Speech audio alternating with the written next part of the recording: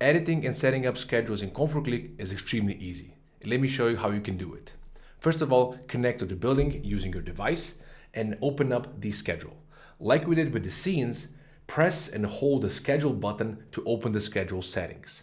Here you can see everything that the schedule does. We have the time event and we have the function. If I want to tweak this, I can simply select the function button. I can switch from outside on to, let's say, decorative on. If I want to change the time event, I will press the time button here. Here I can change the time value if needed. And if I want, I can also use the sun position as a trigger as well.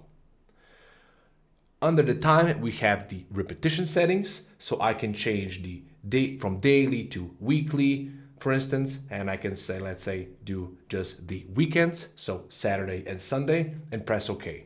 And our time event has been modified. If I want, I can also press this add button and add a completely new time event. So I can say switch the setting for decorative off. I can change the time if needed. And of course, like we did before, we can change the repetitions as well. At any point, if I don't want the specific time to trigger, I can press the delete button, select the time event that is no longer needed, and press OK.